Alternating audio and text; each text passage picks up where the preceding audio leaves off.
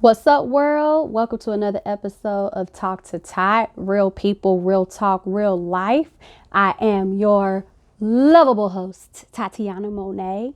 And I had another topic that I wanted to talk about that was planned and everything. Like I was supposed to have guests and stuff come on. But because of recent events, there was something that actually felt it was heavier on my spirit and on my heart to talk about. And it's something that I can relate to and empathize with. And that is about being a solo entrepreneur. I have seen a lot of people, and including myself, cry, break down, just put yourself in park mentally because of how your business is doing when it's just you. I'm not sitting here saying that other people who have made it to a certain level have not had those same gripes. But for those of us who are still in that transitional period, that crushing stage, it could be severely overwhelming. And I say that because I'll start with me first. I have no team. I don't have a PR. I don't have a volunteer. I don't have an assistant. I don't have any of those things. Yes, you have certain outlets and platforms that are free for you to be able to utilize without any equity in your business because of the job that you work or the amount of income or lack thereof that you're able to obtain so that you can pour it into your business so then you can generate revenue and then have some type of profit. If that is lacking, you're off to a bad start. And it's not even the first 2 years. It's beyond that. Like I've had my art business, it's going on 2.5, maybe 3 years. And then I've had my life coaching business for a year and a half longer than that. Haven't made profit yet. That's not to say this is not something that people should not do, being a solo entrepreneur. But there are a lot of things that you have to consider. One, when you don't have a business partner, you do everything yourself. You can outsource. All right, cool. We already got that. And let me just say this right here. If you're going to be this type of person, because you probably have already made it, that you feel like when people are expressing their gripes about stuff like this, it's just a bunch of excuses. Stop listening, please. This is for people who feel how I'm feeling and how I have felt, and you have a voice, you have an advocate, and you have somebody that's willing to speak on it while you're in that present time, not after you've already made it through and you reflect back on your pain. You sitting from a different position now, you know what I mean? So while we're still sitting in this position, it's key to talk about it now in real time. So that's what this is about. So if you are interested in that, keep on listening. So if you are an entrepreneur, whether you're budding or experienced, and it is just you, some things that people have to understand that we go through, and for people who are thinking about being a solo entrepreneur that you need to consider, is being by yourself, not having a partner. If you are not operating, your business is not operating. If you aren't generating ideas or putting out services, content, materials, products, whatever, it's not being put out.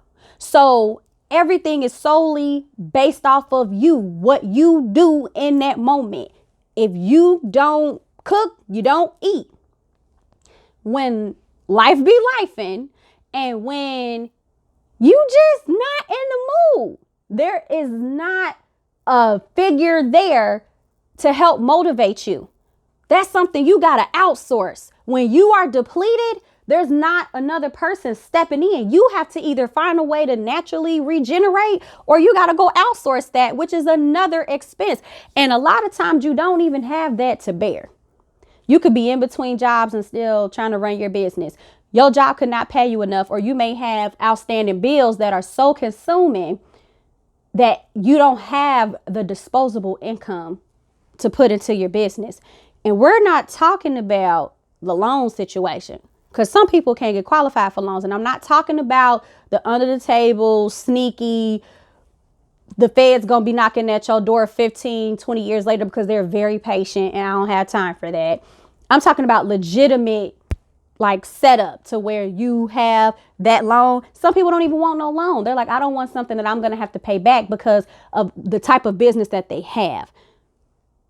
That part is debatable. I understand, because if you don't have to use your own money, why not? But some people, they're just not there with it yet, or they don't want to be there with it. So outside of that, not having a partner, very difficult.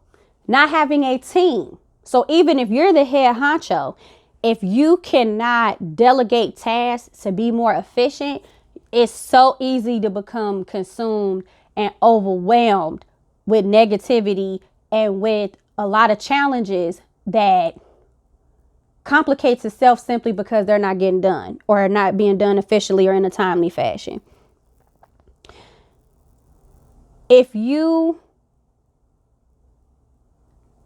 try to do too much, you deplete yourself. If you don't do enough, you don't make progress. So trying to find that balance with being a solo entrepreneur when you don't have a team is very key, but you're not going to get it right all the time. And a lot of times you're not going to have the mental fortitude or the energy to do it. You got to find a way to channel that grit. And sometimes that's not in the cards. That's just what it is. When I say it's so stressful, and another thing that is aggravating and complicated that needs to be considered when you're a solo entrepreneur is the resources and the networking. When you don't have a very marketable or popular, I'll say that word, popular platform. There are some people out here with thousands and thousands and thousands of followers that they did not buy. They have them. And you don't know everybody's story. You don't know what they had to do to get to where they are. But when you aren't there yet and you're pouring into it and you're depleting yourself, you're depleting your own disposable income, it's easy to tap out. And when you are told no so many times, or people just, how about this? You're not even given an answer. You're overlooked. People, you can, without a person saying it, you can tell when somebody thinks little of you or tries to treat you like you're insignificant if you let them.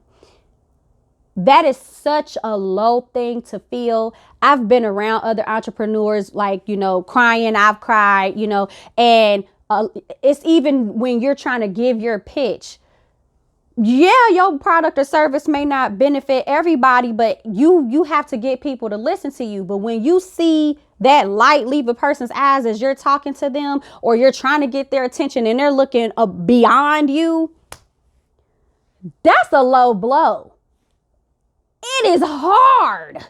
It is hard. It's not, sometimes you don't feel great bragging about, not even bragging, admitting that you are a business owner when your business is not thriving, when your business is not successful, when it's got a lot of fine tuning that it needs. You ain't always leading with that first, like, oh yeah, I'm a business owner, because it's like, well, my business ain't doing business. I don't have any money in my bank account. My business has no money, to take care of overhead costs or anything like that. I don't have any paid partnerships. Instagram ain't paying me. YouTube ain't paying me. Because not everybody starts there. So when you haven't started there and you're not there yet, how do you hold on? That got to come from you and your village. Yeah, but it has to come from you. And sometimes that's the hardest place for it to come from. A lot of times people will say that if you are your biggest problem, then that's the easiest problem to deal with. I highly disagree with that. You are the only one that know you. And as you grow, there's still parts of you that you aren't even aware of yet. So in my opinion, you are the biggest obstacle, because you can't change other people. So you don't need to worry about them. What you can change based on what has tainted you or impacted you up until this time frame, you could be having certain blockers up that's preventing you from unlocking the next thing that you need to get to the place that you're trying to go. How is it easier dealing with other people if you can't control them? So the easiest thing to do is just to not do anything. No. What takes the most work is the hardest thing to deal with, and that's yourself. Having these mental conversations is necessary to all my fellow business owners. Have mental conversations with yourself. You have to leave reminders, kind of like how people who may have memory loss or something like that, and they leave little reminders of who is what and what they did.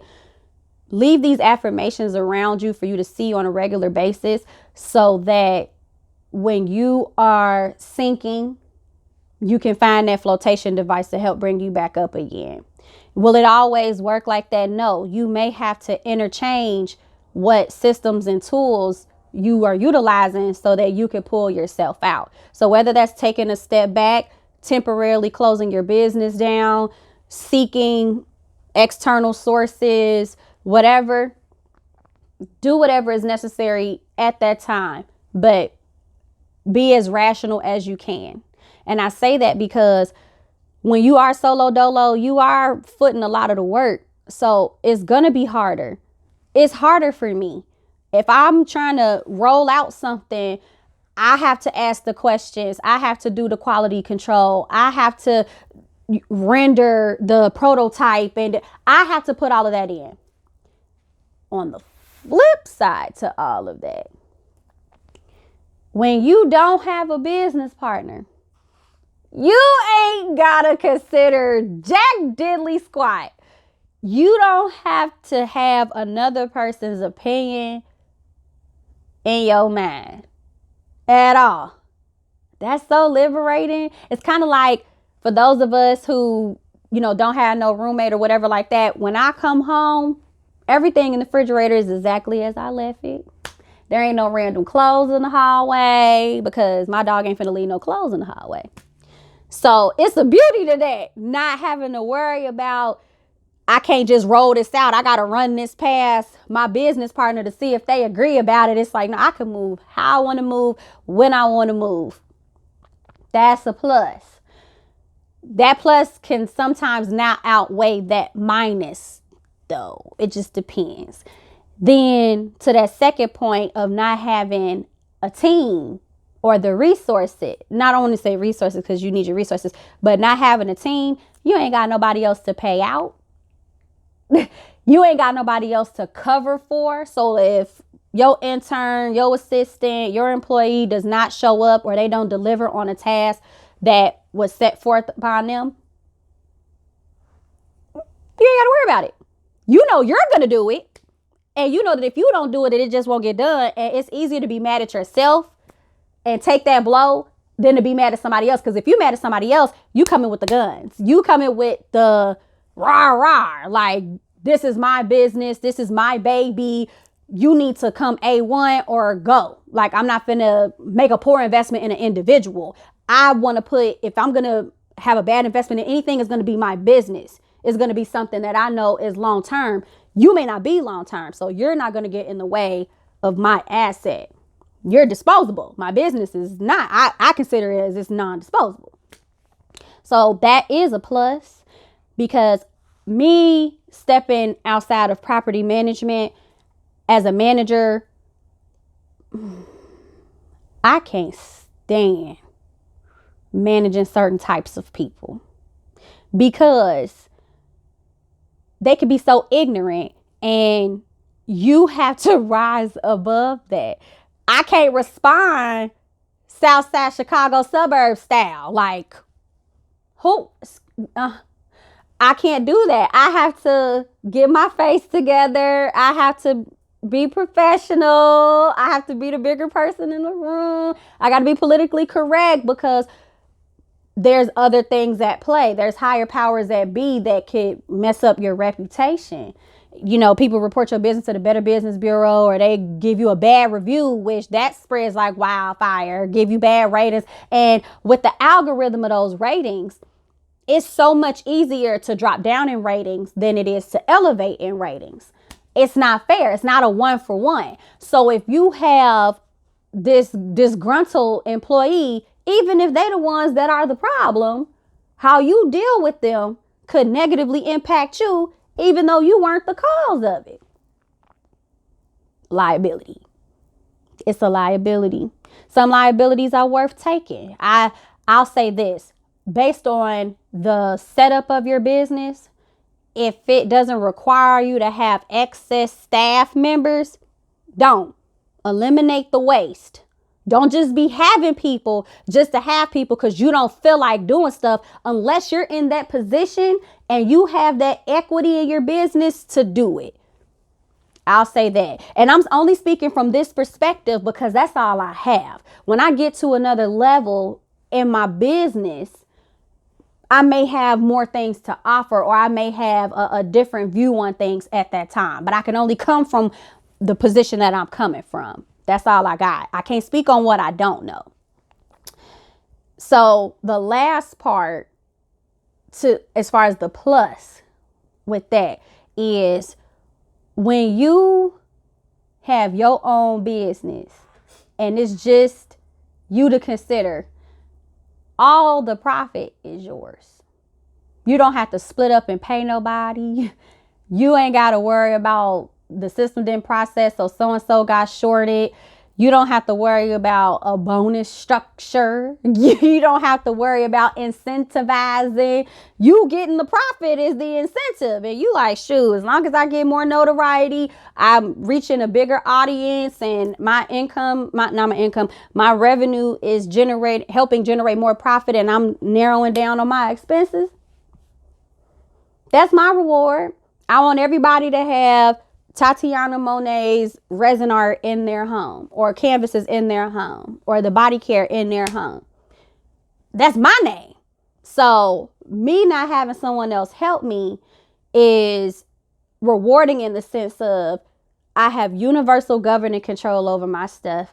I reap all the benefits. I don't have to share my benefits or my blessings with nobody. That sound good, right?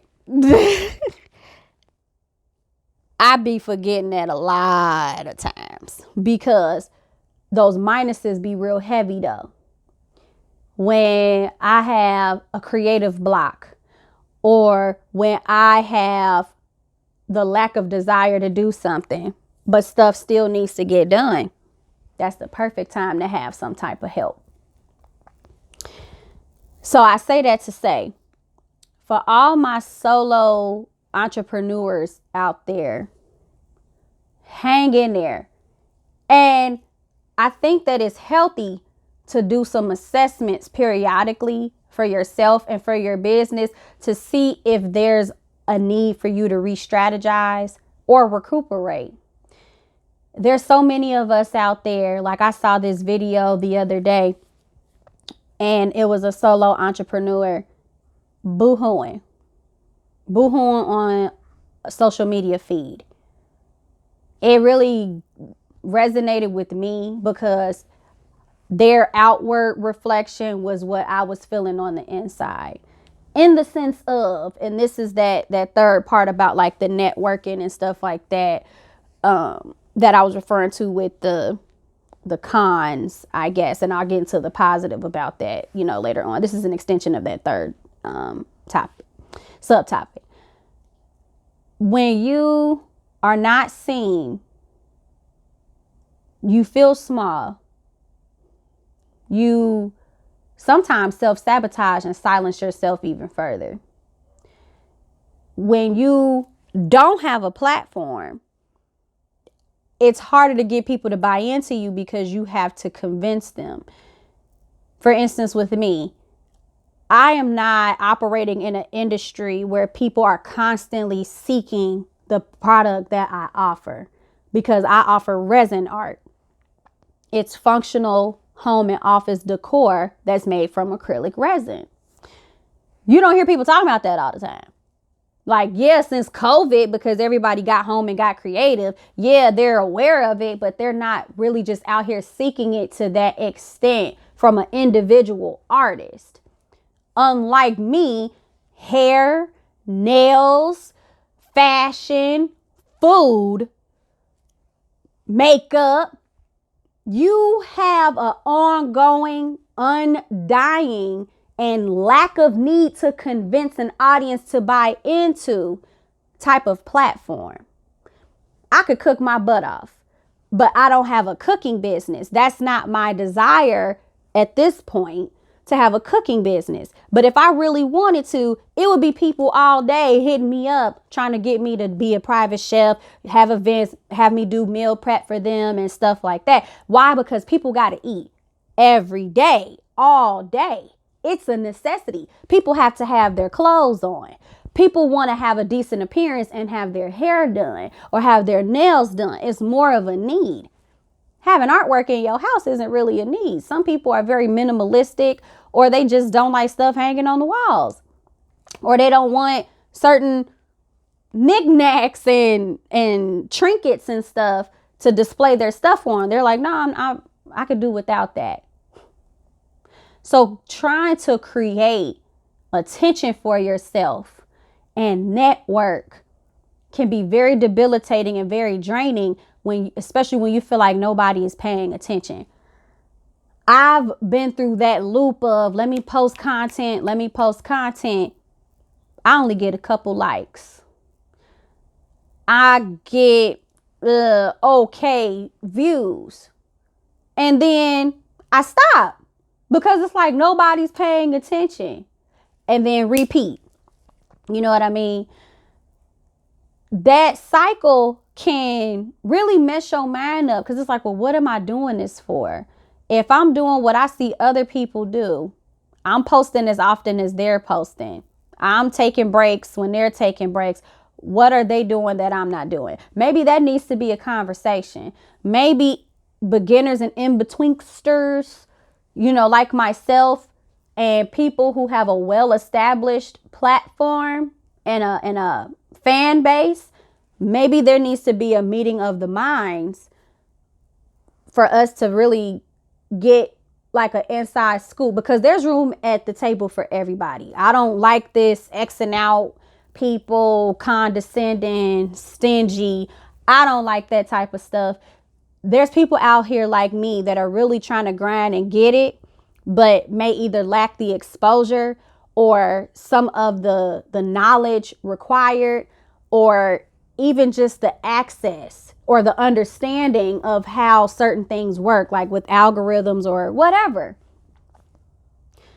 I've been around people and had conversations when trying to network, and it's like they already listening with the word no in mind.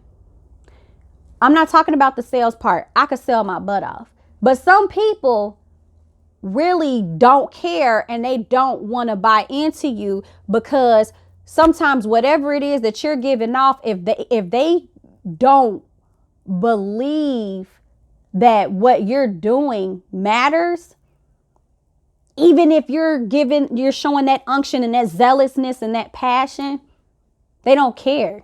Like when I tell you, I've actually been around people that even if they haven't said it out loud, I could tell by their disposition that they do not want you to win. That hurts. I'm a very giving person within reason, because I still feel like adults should be held accountable. But there's room for everybody at this table. In the same room. We ain't got to be at different rooms or none of that. As many people as there are in this world, that's how many seats there are at the table. Fight me. Fight me on that. Seriously. I don't care what nobody say. Because who are you to tell me that I don't belong? That my product doesn't matter? That the purpose behind my business is obsolete? Who are you? Because that could have easily been you feeling this way. So how dare you? You know what I mean? I just think that it's so ignorant. Some people, once they get to a certain point in their business, I don't know if they forgot who they were or where they came from, but they just act completely brand new. And it's like, be careful, because you might cross somebody that really remember the old you and will call you out on it and shut you down. It's how I said about word of mouth. Tick off the wrong person. Mess your reviews right on up. And that's gold. That's an asset. Your reviews, you know what I mean? To go for a second and talk about it on the flip side of the lack of networking and not having a platform. Somebody said this phrase yesterday, and they said, when you're at rock bottom, the beauty and the blessing in that is that there's only one way to go from there. That's it. When nobody is trying to hear you, you can find a way or make a way. Shout out CAU. Find a way or make one to get them to hear you. Make it all you, your own style, your flair. You could be as unconventional as you need to be to get people to listen. You have that creative range to do that. The only limits that we have are the ones that we put on ourselves. So if somebody is being dismissive to you, thank you for showing me that my product is so special that it's not for anybody. It could be for everyone, but not for anyone. Yeah. Telfar made sense when he said that. He sure did. Because it's true. Artwork can be for everybody, but it's not for anybody. Some people have an acquired taste. Some people like better quality. So I know the product that I'm giving, it may not be for the likes of you. Okay. Because I know that there's somebody out there that's really going to appreciate it. And 9 times out of 10, because people are impressionable, they tend to be. And some people like to follow other people. Some people really think they out here leading, and they not. They just really good at following and masking it as them leading, and they not. But once they see somebody that they know or that they respect doing something, wearing something, or buying something, off the strength of that, word of mouth, off the strength of that, they gonna buy into your stuff. It's funny because I've had people not acknowledge what I do or anything like that. Never said anything positive to me directly or nothing like that. But the moment I tap into something and I show that, oh, I got this opportunity, or I affiliated this, or I made this accomplishment. Oh yeah, for so many years, I saw you, I watched you grow. You were as silent as a church mouse all these years. Where was that motivation when I needed it? Where was that support when it really mattered? You could keep your utterance to noble sentiments. I don't need them, obviously, because I didn't get them. Yeah. Sometimes you have to give yourself flowers. Business owners do that. How I've been able to give myself flowers as a business owner, attending things that are centered around like-minded people. Like I've gone to business conventions and expos and stuff like that. That way I am bringing some type of normalcy to me. Because sometimes things aren't gonna be available for you to find it. You have to go out there and get it and bring it to yourself.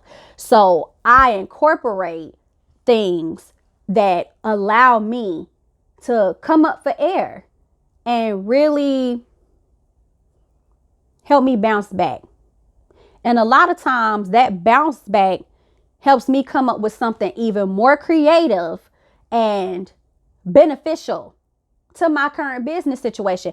How I started out with Tatiana Monet, I was just doing like canvases and trays that didn't have handles on them. So I called them like tablets almost.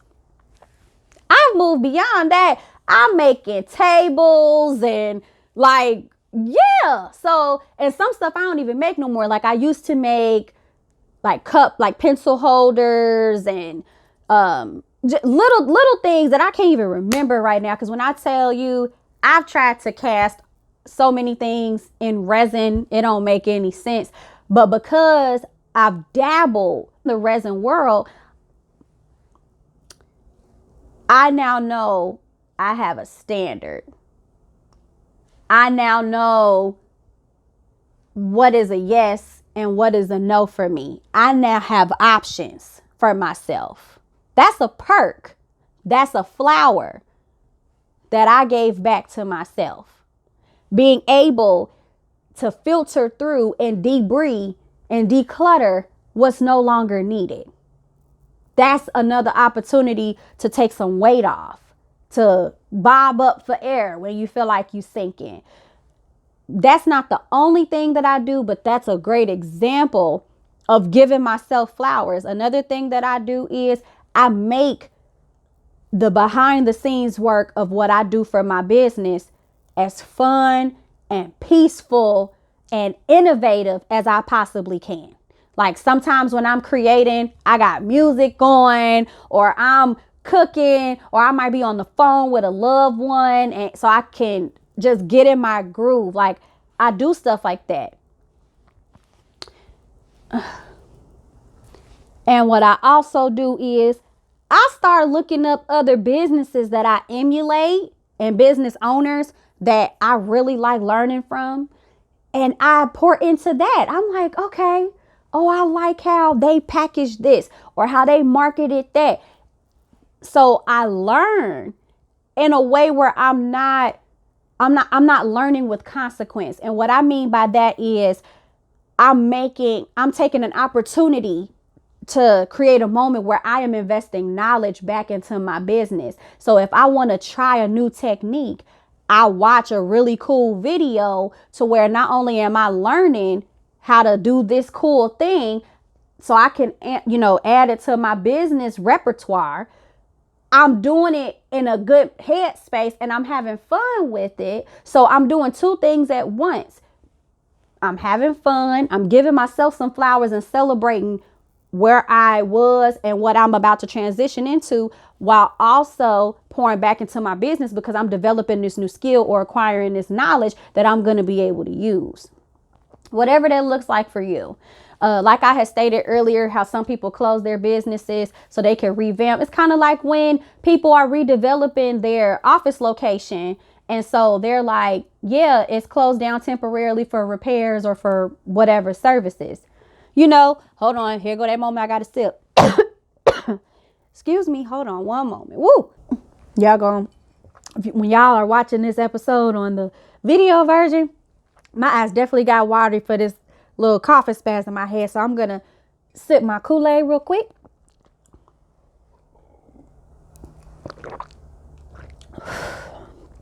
Man, your throat gets so dry when you are talking.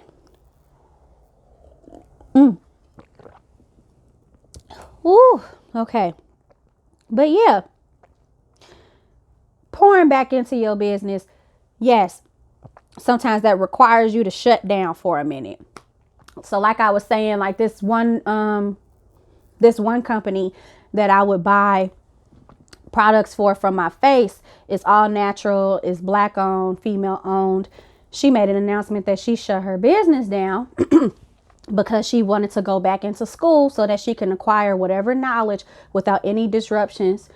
So then she could take that acquired knowledge and then revamp her business. Hey, granted, missed the products, but I understand, so whenever she decides to come back, it's going to be better than ever. And her product was already good. Let me tell you how another blessing came out of that. When she shut her business down, because she made her products with natural and organic ingredients, I was on the phone with my mom and I was telling her about it. She was like, well, you're creative, T. So why don't you go make your own? Yeah, until she can open up her business back up. What if she decides not to open her business back up? You still need this product for your face. Mission complete. I created my own version of that product, but with ingredients that cater more to what I know I wanted my skin to look like, as far as its appearance, how, healthy it is, its natural glow and all of that, especially because I tend to blemish easily. So that's another thing too. Sometimes there's a blessing and stepping back and taking a break, because it allows you to recalibrate, recuperate, and see things from a more refreshed perspective. Because a lot of times when we're overwhelmed, our judgment can be clouded and we think irrationally, especially when it's just you. You don't have anyone that's gonna reel you in or tag team with you to try to break this problem down, because it's just you. I get it. I promise I do. So to all my solo entrepreneurs out there, I have a word for you. Not a solo word, but a phrase or a message for you. It's something that had crossed my mind as I was I reflect a lot. I'm an Aquarius, so, always in my head. I was wondering one day, why am I by myself? Like, I've tried to get a business partner. I've applied for loans. I've went on like Handshake and all of these other, platforms to try to get some type of voluntary assistance or, an assistant, stuff like that. Nothing was working. And yeah, I know sometimes things are not a no, it's a not right now, but sometimes stuff is a no. So as I was reflecting on the conglomeration of all of these moments, I'm like, what? You know what? Maybe it's a reason why I'm by myself. Maybe it's supposed to be this way, at least for right now. This is my business. This is my baby. This is my ongoing profitable project. It shouldn't have any other key players in there to that extent. Okay, GJ. Side note, GJ is God and Jesus. Okay, GJ. I hear you loud and clear. I get it now. I was kind of, not getting the point. But I'm supposed to be a solo entrepreneur.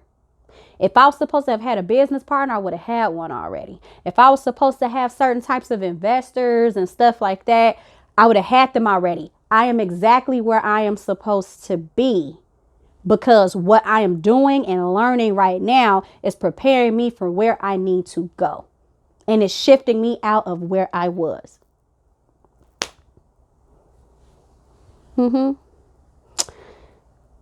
There is no mistakes. It's the lessons. And you have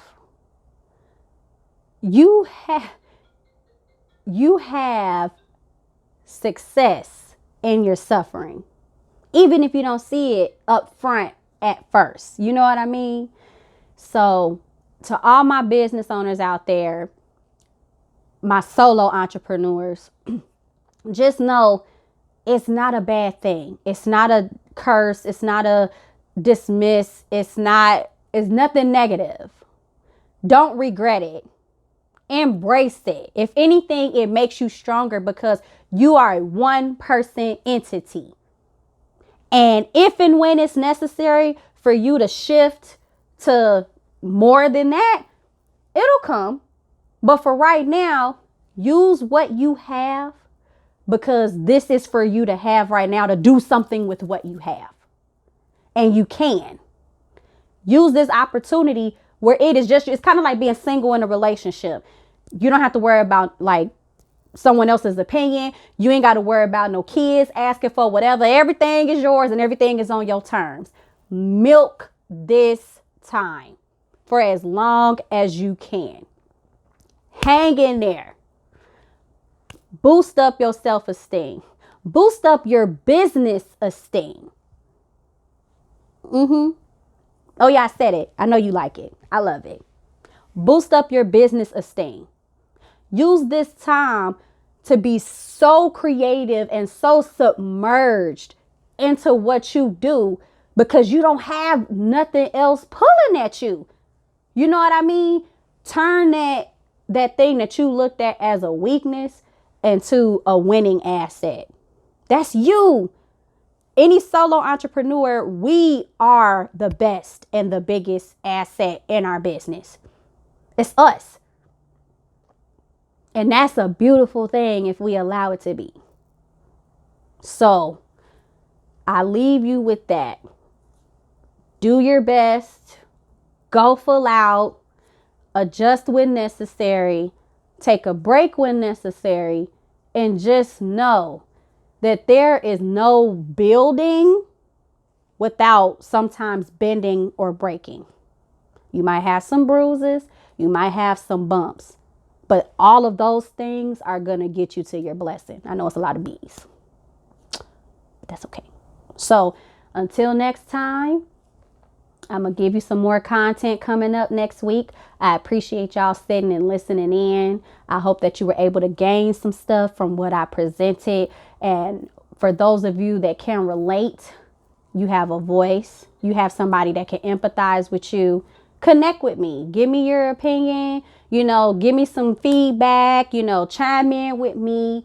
I would love to just see where y'all are at with this. It's going to be okay. We in this together and we all going to win because it's enough food for everybody because we all cooking.